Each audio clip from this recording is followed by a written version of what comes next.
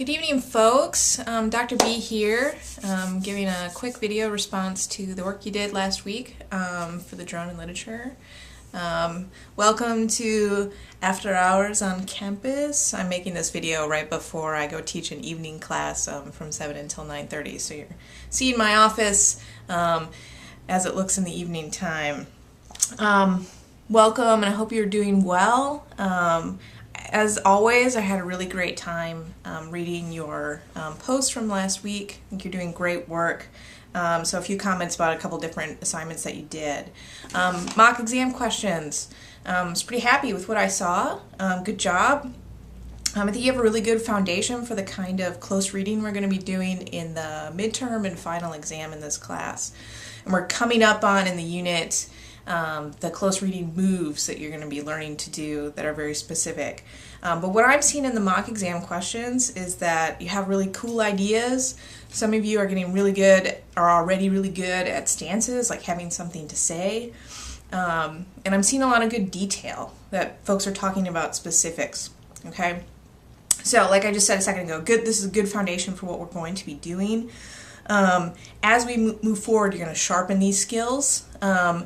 And the piece of advice I'd like to give you at this point is to say that we're going to work on the kind of specifics that you are going to think are too specific, okay? We're going to talk about writing about individual words and what they mean, delving very deeply into quotations, catching all the little tiniest details. So for me, as a way to sort of picture what I'm talking about here, I bet, and someone can go and do this research on the web if they want to, I bet there are a lot of videos of drones hitting couples getting married. Okay, like I bet there are a bunch, or there are at least a bunch of videos of someone flying a drone into themselves, right, or into one of their friends, okay? So John Oliver makes a choice, though, about which video to show, right? And our job when we're interpreting something like that is to find out all the little layers of meaning that are created from facial expressions, positions of body, color schemes, right? All that kind of stuff adds up to create the kind of meaning that John Oliver is looking for, right? So, how specific do I want you to be in close reading? Way, way, way too specific. Be as specific as you possibly can, more specific than you think you should be, okay? I'll let you know if you ever get to a point that's too specific, okay? I'm just looking at some notes here. I wanted to thank you for the really detailed attention you gave to the Nova documentary. People had some really great, elaborate notes, paid very close attention. There are quite a few sort of drone documentaries out there. Nova is freely available and has a lot of great stuff in it, so I hope you learned a lot from it. Let's see here. I wanted to say, too, that there's just a side, sorry, I'm pausing because I'm looking at a side note I had on here and I was trying to figure out what I wanted to say. So one of you, and I forget who it was, for the viewing notes, had notes handwritten in a notebook and took a picture of it and posted it to Blackboard. Great solution. Great. So you, depending on these little assignments that we're doing, all these little things that are kind of training you in the kinds of critical thinking you're supposed to be doing, if you want to handwrite them in a notebook and then take a picture of it, post it, as long as I can still read it, that's all you need to do. So whatever is most convenient for you in terms of posting. I think a lot of people find typing on the computer to be the most convenient option, but writing in a notebook is fine. Okay, some shout outs from this week. Dakota Fredrickson did a really great job on that 5 stances assignment. Where you had to write out each of the stances from the 5 news articles that you looked at. So I'm going to post that up on Blackboard in the folder that says Dr. B's videos and notes. So you can take a look at it. What she did was 1 sentence for each stance, so nice and quick, which is what you want to do. You've got a lot of little assignments in this class, a lot of little tasks and activities that you're doing. Those are supposed to go just super quick, right?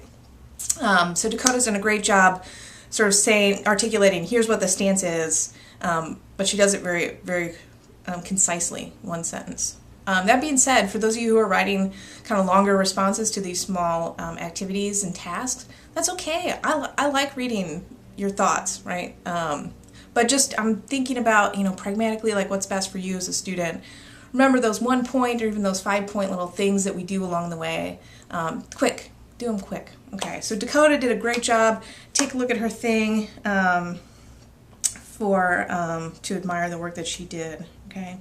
I also really enjoyed, and there are a few more shout-outs here I want to mention, how you were thinking about how narratives about drones were created in the NOVA documentary. And so for one, Maria had this point about this, how the documentary says that drones are this incredible improvement upon robotic technology.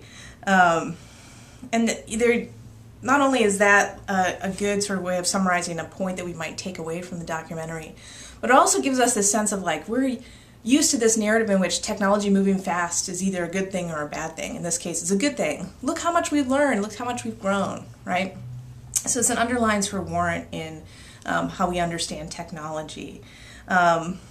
Oki Kellerman was talking about how drones help us to not endanger pilots, right? Like this is one of the arguments for using drones, especially in the military.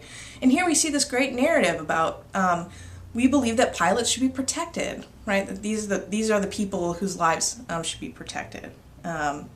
Likewise, Nicholas made this really cool point about how the documentary also builds a narrative that the future of the drone is uncertain, right? That we aren't really sure what might come of it, right? So I wanted to bring up Nicholas's and Oki's narratives next to each other because you see there's this internal contradiction. A text, whether it's a documentary or a short story or a text, like a text message or a tweet or something like that, they can contain multiple narratives. They can contain narratives that are contradictory. They can contain narratives that are different but reinforce each other. We want to pay attention to all these complexities when we're analyzing and reading. Oh, and then also Morgan too was talking about this idea of our complete confidence in the drone, especially from a military perspective, and how that can be one narrative that the drone is magic. It does everything for us. It protects our pilots. It protects our soldiers, right? And at the same time, we're reading some other people who are trying to construct a different narrative in which the future of the drone is uncertain. It might be a fiasco, like we were talking about last week in relation to Conan. That the drone, maybe we can't have complete confidence in it. And so, like a takeaway I want you to have from this quick discussion here is that we're undecided as a culture about, we don't have one narrative about drones. We've got this narrative of complete confidence on the one level, and on the other hand, a sense of it could be a disaster, right? The drone's future is up for grabs, okay? So as always, when you need things, email me and I will respond as quickly as I can. Great work last week. I'm looking forward to what you're thinking about this week in relation to Peglin. Oh, and especially if you have questions about that science writing assignment that we're getting started on, please let me know. Okay, gang, have a great evening or morning or afternoon or whatever it is when you're watching this. Good to see you. Talk to you again soon.